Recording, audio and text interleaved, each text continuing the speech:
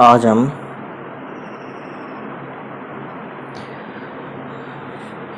Packing efficiency निकाल रहे थे। आज हम तीसरे BCC body centred cubic unit cell के लिए पैकिंग एफिशिएंसी निकालेंगे।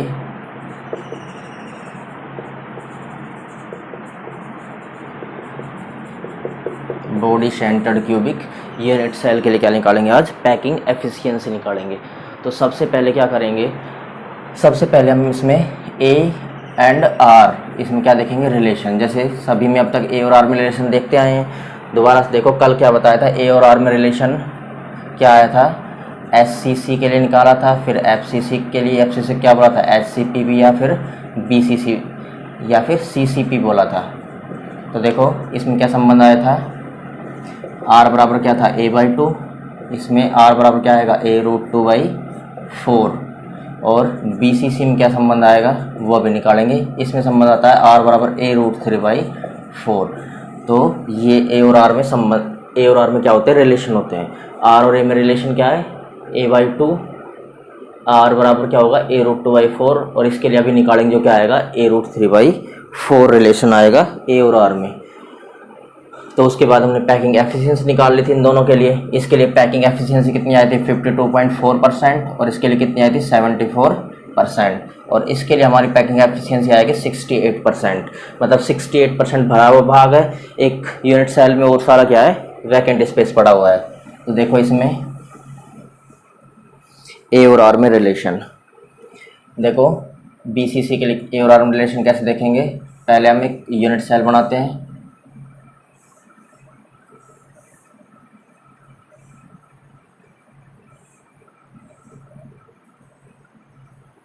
अब क्या करना है? अब देखो बॉडी सेंटर्ड, बॉडी के सेंटर्स, मान लो एक रूम है हमारा, उसमें इस ऊपर वाले कॉर्नर से, मतलब इस वाले कॉर्नर से लेकर और इस वाले कॉर्नर तक एक लाइन खींचेंगे। देखो बॉडी सेंटर्ड में क्या होता है, मैंने तुमको बताया था। बॉडी सेंटर्ड में क्या देखा था हमने? जो कॉन्स्टिट्यूएंट पार्टिकल्स होता है वो इन 8 कॉर्नर्स के अलावा कहाँ पर होता है? एक बॉडी के बिल्कुल सेंटर में होता है पार्टिकल्स। तो ऐसे ही हम इस कॉर्नर से लेकर और नीचे वाले कॉर्नर तक एक क्या करेंगे? एक लाइन खींचेंगे। यहाँ पर हमको एक कांस्टेंट पार्टिकल्स बीच में मिलेगा, एक बिल्कुल बीच में कांस्टेंट पार्टिकल्स मिलेगा। तो देखो कैसे करना है इसको। देखो इन लाइनों को मैं मिटा रहा हूँ। देखो यहाँ से लेकर और यहाँ तक क्या कर दी? एक लाइन खींच दी। इसमें कांस्टेंट पार्टिकल्स एक यहाँ होगा, एक क्या होगा? बॉडी के बिल्कुल सेंटर में होगा, बीच में। ये हो गया कॉन्स्टिट्यूएंट पार्टिकल्स बीच में एक, और एक होगा इधर कांस्टेंट पार्टिकल्स। तो टोटल 3 कांस्टेंट पार्टिकल्स हो गए। देखो अब यहाँ से और यहाँ तक की रेडियस R होगी, इस स्फीयर की रेडियस भी R होगी, इस स्फीयर की रेडियस R, और इस वाले स्फीयर की रेडियस भी क्या होगी? R रेडियस होगी। अब देखो हमने क्या किया है, यहाँ से लेकर और यहाँ तक एक लाइन और बना दी ट्राइंगल बनाने के लिए। यहाँ से यहाँ तक एक लाइन खींच दी, इसको नाम दिया A, इसको नाम दिया B, इसको नाम दिया C, और इसमें इस पॉइंट को क्या नाम दे देंगे? Point D। अब देखो हमारे पास 2 ट्राइंगल आ रहे हैं, एक तो ABC और एक क्या आ रहा है? AC और D। तो हमने फिर से क्या लगाएंगे? पाइथागोरस थ्योरम लगाएंगे दोनों ट्राइंगल पर। तो hypotenuse square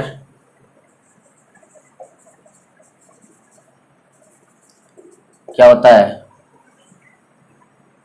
base square plus perpendicular का क्या आ जाएगा? स्क्वायर। मतलब H² is equal to B² plus P²। तो देखो सबसे पहले हम कौन सा ले रहे हैं? सबसे पहले हम ले रहे हैं ट्राइंगल ABC। ये ले रहे हैं ट्राइंगल A, B और C। तो इसमें क्या होगा? इसमें A से C तक है, ये तो क्या है? हाइपोटेनियस H² है। इसके जस्ट सामने की, इसके जस्ट सामने क्या होता है? इसके जस्ट सामने क्या होता है? बेस होता है। और इसके इधर नीचे की साइड क्या होता है? परपेंडिकुलर होता है। तो ये क्या होगा? बेस होगा। मैंने तुमको कल भी बताया था, सारी एज जो लेंथ है इसकी, एज लेंथ कितनी होती है? ये भी A होगी, ये भी स्मॉल ए होगी, ये भी A होगी, ये भी A होगी, ये भी A होगी, ये भी A होगी, बट ये A नहीं होगी, क्योंकि ये हमने क्या डाला इस पर एक हाइपोटेनियस बनाया है। इसके लिए A और C तक एक हमने लाइन खींची है, ये A नहीं होगी। तो देखो ये क्या होगी? ए होगी यहाँ से यहाँ तक की, ए से सी तक की क्या होगी, ए होगी। तो देखो इसमें क्या करना है, ए सी स्क्वायर बराबर, ए सी स्क्वायर बराबर क्या होगी, A B square plus B C square, A B square plus B C square. अब देखो ए सी स्क्वायर बराबर ए बी स्क्वायर की वैल्यू कितनी है, A square plus B C square की वैल्यू कितनी है, ए है तो ए स्क्वायर हो जाएगा। तो यहाँ से ए सी स्क्वायर बराबर क्या हो जाएगा, ए प्लस ए 2a स्क्वायर, इसको इक्वेशन मान लेंगे 1। ए सी स्क्वायर बराबर क्या होगा, 2a स्क्वायर। उसके बाद हम दूसरा ट्राइंगल ले रहे हैं, ट्राइंगल यहाँ से कर रहा हूँ, ट्राइंगल क्या ले रहे हैं, ए सी और डी, ए सी डी। इसमें क्या होगा देखो, ए सी और डी तक क्या होगा, हाइपोटेन्यूस होगा, ए सी और सी डी। तो देखो इसमें क्या करना है, ए सी क्या होगा हमारा बेस होगा और ये क्या होगा परपेंडिकुलर होगा। तो A D square is equal to A C square plus C D square, A C square plus C D square. अब देखो ए डी स्क्वायर बराबर, ए डी क्या है यहाँ से यहाँ तक की एच स्क्वायर है मतलब, तो ए डी स्क्वायर क्या होगा, ए डी स्क्वायर बराबर ए C square, A C square की वैल्यू देखो ये निकाल रखे हमने, ए सी स्क्वायर कितना है 2a स्क्वायर, तो यहाँ पर क्या रख देंगे 2a square plus C D square. ये देखो ये जो लेंथ है ये भी क्या होगी, ए होगी, तो सी डी स्क्वायर क्या होगा, ए का स्क्वायर। तो यहाँ से देखो ए डी स्क्वायर क्या आ जाएगा 2 और 1 कितना हो जाएगा 3a स्क्वायर। यहाँ से अगर ए डी निकालना चाहेंगे तो यहाँ से अगर स्क्वायर हटेगा तो ध्यान रखना इस पूरे के ऊपर क्या आता है, रूट आ जाएगा, रूट 3a स्क्वायर।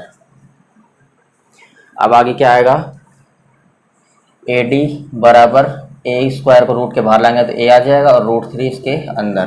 तो ये इक्वेशन बन गई हमारी 2। ए डी किसके बराबर है, ए रूट 3 के बराबर है। अब आगे क्या करना है हमको, देखो ध्यान से देखो ए से और डी तक, ए से लेकर और डी तक बना रहा हूँ, ये ए से और कहाँ तक हो गया, डी तक, ये डी हो गया, ये हो गया ए। तो देखो ध्यान से ये क्या होगी, यहाँ से यहाँ तक की आर रेडियस, आर आर और आर, मतलब ए से डी तक ए डी बराबर क्या हो जाएगा 4r के बराबर। अब क्या करना है, इसको इक्वेशन मान लेंगे 3 नंबर।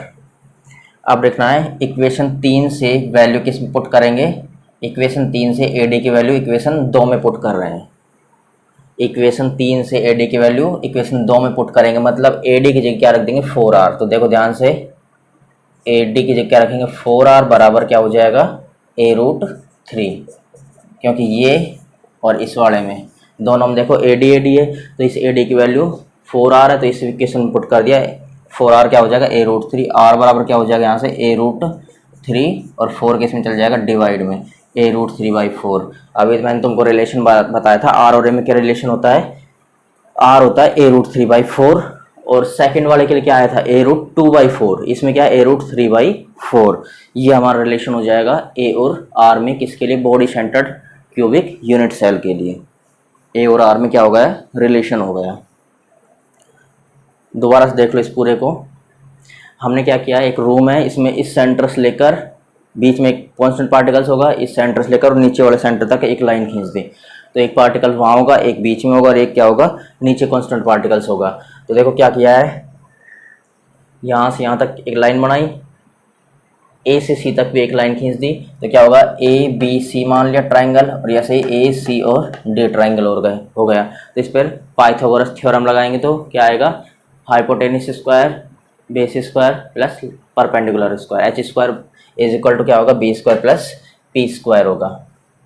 तो सबसे पहले ये वाला ट्राइंगल ले रहे हैं ए बी सी, इसमें ए सी स्क्वायर बराबर क्या होगा A B square plus B C square, तो A B square A square plus A square क्या हो जाएगा 2a square, A C square की वैल्यू कितनी आ गई 2a स्क्वायर। अब दूसरा ट्राइंगल ले रहे हैं ए सी और डी, ए सी डी में क्या होगा A D square is equal to A C square plus C D square.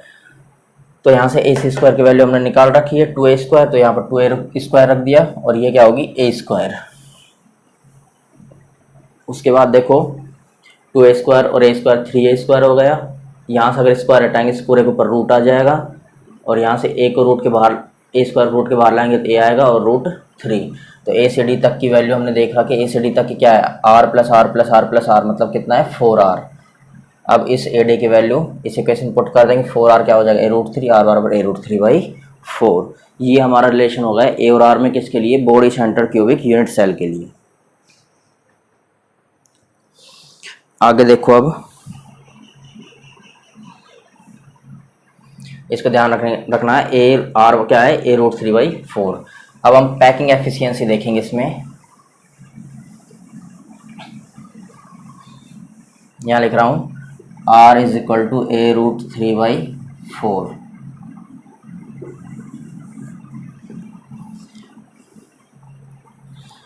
तो सबसे पहले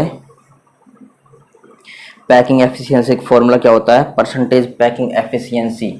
परसेंटेज पैकिंग एफिशिएंसी क्या होगा, covered volume of sphere divide volume of unit cell. Covered volume of sphere divide volume of sphere. Sphere क्या होता है, cube होता है एक। वॉल्यूम ऑफ स्फीयर नहीं, volume of unit cell. Unit cell क्या होगा, एक क्यूब होगा इंटू 100। परसेंटेज निकाल रहे इसलिए 100 से मल्टीप्लाई कर देंगे। तो ध्यान से देखो, इसमें कवर्ड वॉल्यूम ऑफ स्फीयर, सबसे पहले इन सब की वैल्यू निकालेंगे। तो सबसे पहले हमको क्या करना है, इस डायग्राम में देखो,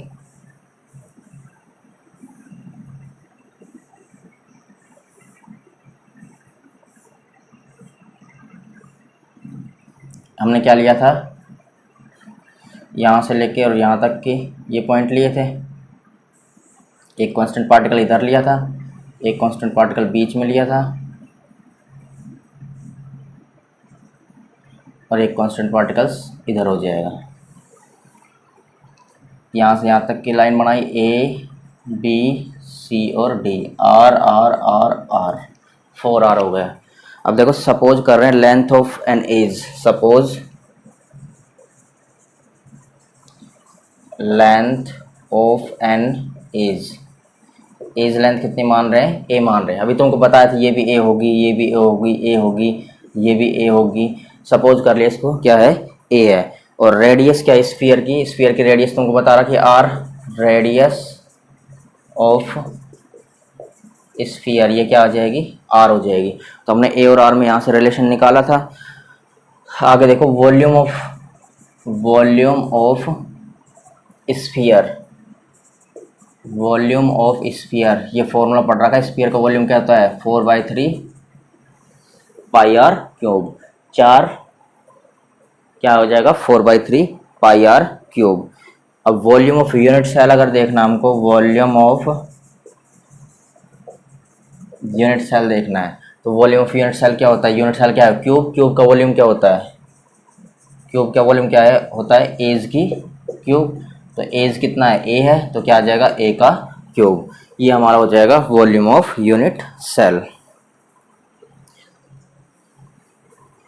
आगे देखना भी,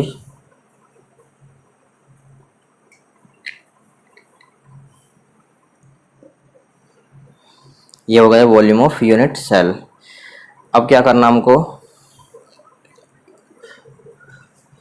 number of constituent particles in BCC. BCC में कांस्टेंट पार्टिकल्स का नंबर कितना आया था, 2 आया था, ये हमने पहले निकाला था। एससीसी में 1, बीसीसी में 2 और एफसीसी में 4। तो number of constant particles in BCC कितने हैं, 2 कांस्टेंट पार्टिकल्स इसमें जो अंदर है इसके। अब देखो, हमको इस फॉर्मूले में वैल्यू रखनी है।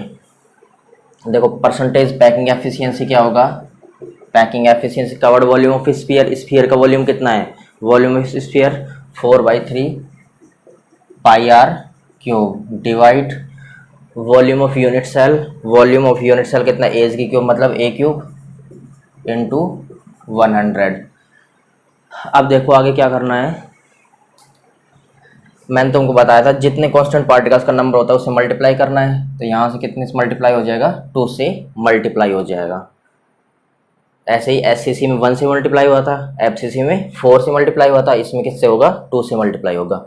अब देखो आगे, packing efficiency is equal to क्या आएगा, 2 इंटू 4/3,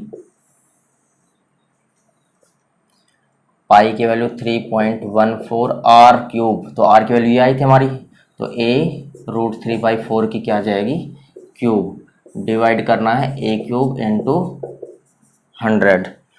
अब इसको सॉल्व कर लेंगे, देखो क्या आएगा, packing efficiency is equal to 2 into 4, 3 नीचे चला जाएगा, 4 इंटू 3.14 इंटू एक की पहले क्यूब कर देंगे, a क्यूब इंटू √3 मैंने तुमको कल बताया था, √3 इंटू √3 क्या होता है 3√3, और √3 की वैल्यू बताई थी 1.732 √3 की वैल्यू। तो देखो ये क्या आ जाएगा 3√3 इंटू 100, और ये 4 है तो 4 नीचे चला जाएगा, पहले a क्यूब को लिख देंगे नीचे, ये 3 कहाँ से आया था, ये वाला 3, a क्यूब लिख दिया, और 4 को 3 बार, 4 इंटू 4। अब इसको सोल्व करेंगे तो यहाँ से a क्यूब से a क्यूब कैंसिल आउट हो जाएगा, 4 से 4 2 टाइम्स ये चला जाएगा 2 से। देखो packing efficiency is equal to 3.14 into 3 into ये 3 से 3 भी कैंसिल आउट हो जाएगा, 3.14 इंटू √3 की वैल्यू 1.732, डिवाइड करना है 4 और 2 से मल्टीप्लाई 6, 8, 4 इंटू 2 क्या आएगा 8 आएगा, इंटू 100 क्या आ गया हमारा 3.14 इंटू 1.732 इंटू 100/8। इसको हम आसानी से सोल्व कर सकते हैं। तो पैकिंग एफिशिएंसी अगर यहाँ से इसको सोल्व करेंगे तो कितनी आएगी 68%। तो हमारी जो BCC होती है उसमें पैकिंग एफिशिएंसी कितनी आती है 68%। दोबारा से देखो इसको, एज लेंथ क्या मानी है A, radius R, volume sphere का क्या होगा 4/3 pi R cube, volume of unit cell या क्यूब क्या होता है एज की क्यूब मतलब A क्यूब। कांस्टेंट पार्टिकल्स कितने होते हैं BCC में 2, तो फॉर्मूला लगाया हमने, ये 2 आ गया, पहले 2 से मल्टीप्लाई करेंगे जो भी कांस्टेंट पार्टिकल्स होते हैं उनसे, 4/3 pi R cube, A cube 100, इन सब की वैल्यू रखी और कितना वैल्यू है हमारा, कितना आंसर आ जाएगा पैकिंग एफिशिएंसी 68%। मतलब जो BCC है इसमें 68% तो कवर्ड भाग है और सारा क्या है वैकेंट स्पेस पड़ा हुआ है इसमें। तो ये हमारी तीनों आ गई। और ये जो क्वेश्चन था, ये क्वेश्चन 2020 में आया था पेपर में, RBSC के पेपर में 2020 में आया था ये। इसमें डायरेक्ट ये पूछा था कि BCC जो है उसमें परसेंटेज एफिशिएंसी कितनी होगी, पैकिंग की एफिशिएंसी कितनी होगी 68%, डायरेक्ट पूछा था, 1 नंबर का क्वेश्चन था ये हमारा कंप्लीट हो गया तीनों SCC, BCC और FCC, या जिसको क्या बोला है CCP और HCP। तीनों में ध्यान रखना है। तुमको भी बताया था SCC में कितनी आती है, SCC में कितनी आती है वैल्यू 52.4, BCC और FCC में, FCC या इसको CCP या इसको HCP बोला, इसमें कितनी आई थी 74%, और BCC में कितनी वैल्यू आई है 68%। इसके लिए A और R रिलेशन क्या था, R बराबर A/2, यहाँ पर R बराबर A√2/4, R बराबर A√3/4। ये हमारा टोटल था, तीनों में परसेंटेज पैकिंग एफिशिएंसी निकाली थी इसमें। अब आगे देखो, ये कंप्लीट हो गया। जो हमारा अगला टॉपिक है थोड़ा सा करेंगे, अगला टॉपिक हमारा calculation involving unit cell dimensions, calculation involving unit cell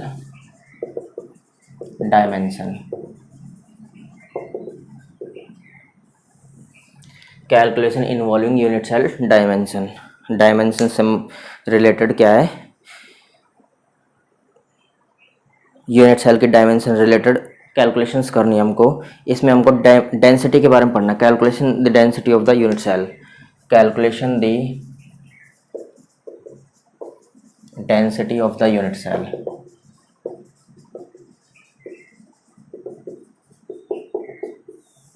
density के बारे में पढ़ना है यूनिट सेल की, calculation the density of the unit cell. अब देखो ध्यान से, डेंसिटी का फॉर्मूला क्या होता है, डेंसिटी ऑफ यूनिट सेल ले रहे हैं या क्यूब मान लेंगे इसको, डेंसिटी ऑफ क्यूब या यूनिट सेल क्या होता है, डेंसिटी का फॉर्मूला क्या होता है, मास अपॉन वॉल्यूम। तो मास अपॉन वॉल्यूम क्या होगा, mass of unit cell divide volume, mass upon volume होता है, वॉल्यूम ऑफ यूनिट सेल, या क्या लिख देंगे इसको, cube, mass of unit cell divide volume of unit cell. अब देखो हम सपोज कर रहे हैं कि एक यूनिट सेल है, उसमें नंबर ऑफ स्फीयर कितने हैं, Z. Suppose number of sphere in a unit cell is equal to Z.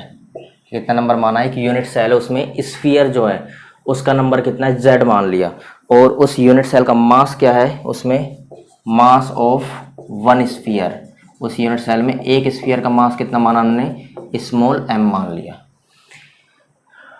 Number of sphere कितने माने, जेड, तो वन स्फीयर का मास कितना मान लिया, m, तो मास ऑफ यूनिट सेल का पूरा मास कितना आ जाएगा, hence mass of unit cell, unit cell का पूरे का मास कितना आएगा। अब देखो नंबर ऑफ स्फीयर है यूनिट सेल में जेड, और एक का स्फीयर का मास है m, तो पूरे यूनिट सेल का मास कितना आएगा, मास ऑफ यूनिट सेल कितना आएगा, z इंटू एम। ये z से m को, स्मॉल m को क्या कर देंगे, मल्टीप्लाई कर देंगे। अब कर रहे हैं suppose length of an edge of unit cell, क्या मान रहे हैं, a, ये हमने पहले बताया था। Suppose length of an edge of unit cell, edge length कितनी मान रहे हैं यूनिट सेल की, a मान रहे हैं, ये पहले भी हो चुका है कि इसकी एज लेंथ क्या होगी, a होगी। तो अगर एज लेंथ a है तो वॉल्यूम ऑफ यूनिट सेल क्या होगा, वॉल्यूम ऑफ यूनिट सेल क्या होगा, a की क्यूब, एज की क्यूब मतलब क्या आएगा, a की क्यूब आएगा। आगे देखो, अब यहाँ से हम देखो हमको क्या मिल गया, वॉल्यूम भी मिल गया a क्यूब, ये वॉल्यूम, मास भी मिल गया हमको, मास कितना मिला है, ये रहा जेड इंटू एम। तो फॉर्मूले में वैल्यू रखेंगे, density is equal to, density किस लिखते हैं, D, D is equal to क्या आएगा, मास ऑफ यूनिट सेल कितना आया, जेड इंटू एम, वॉल्यूम कितना आया, ए क्यूब, वॉल्यूम कितना आएगा, ए क्यूब। ये आ गया डेंसिटी का formula, Z into M upon A cube. लेकिन अगर मास ऑफ एन एटम, एक एटम का मास निकालना चाहेंगे जो यूनिट सेल में प्रेजेंट है, mass of an atom present in unit cell, एक एटम का प्रेजेंट इन यूनिट सेल, तो क्या आता है, एक मास का, अगर एक एटम का हम मास निकालना चाहेंगे, एक एटम का ओनली, तो क्या आता है, मोलर मास जो आया हमारा, उसमें मोलर मास, मोलर मास को हम लिख रहे हैं कैपिटल एम से, उसको उसमें एवोगैड्रो नंबर से डिवाइड करना होता है, एवोगैड्रोज नंबर। एवोगैड्रो नंबर कितने होते हैं, इसको एन ए से रिप्रेजेंट करते हैं, और इसकी वैल्यू कितनी होती है, N A is equal to 6.022 into 10⁻23 atom per mole, atoms पर मोल इसकी वैल्यू होगी। तो हमको ध्यान रखना है, अगर हम एक एटम का मास निकालना चाह रहे हैं, जो यूनिट सेल में एक एटम का मास निकालना चाहेंगे तो क्या आएगा, मोलर मास जो उसको कैपिटल एम से लिख रहे हैं, उसमें किसका डिवाइड करना है, एवोगैड्रो नंबर का। एवोगैड्रो नंबर को एन ए से रिप्रेजेंट करते हैं, उसकी वैल्यू होती है 6.022 इंटू 10⁻23 एटम्स पर मोल होगी इसकी वैल्यू। तो इसमें देखो अब क्या करेंगे,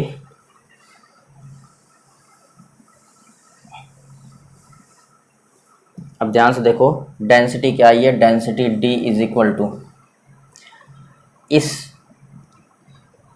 ये मास को स्मॉल m से रिप्रेजेंट किया था, तो इस m की जगह ये पूरी वैल्यू लिख देंगे, इस m की जगह क्या लिख देंगे, ये पूरी वैल्यू। तो क्या आएगा, z तो इसमें पहले ही है, तो z इंटू इस m की जगह क्या आ जाएगा, capital M upon N A, तो कैपिटल M ये लिख दिया, और एन ए क्या कर दिया, नीचे लिख दिया, और नीचे क्या है, ए क्यूब भी है, तो ए क्यूब। तो ये हमारा डेंसिटी का फॉर्मूला आता है, z into M upon N A into A cube. Density निकालेंगे इससे रिलेटेड बहुत सारे क्वेश्चंस करेंगे हम, z into M upon N A into A cube. ये हो गया हमारा कंप्लीट डेंसिटी कैसे निकालते हैं। तो इस फॉर्मूले को ध्यान रखना direct, D is equal to क्या होता है Z into M upon N into A cube होगा, और एन ए की वैल्यू 6.022 इंटू 10⁻23 एटम्स पर मोल होगी। ये हमारा कंप्लीट हो गया। इससे आगे हम कल की वीडियो में करेंगे।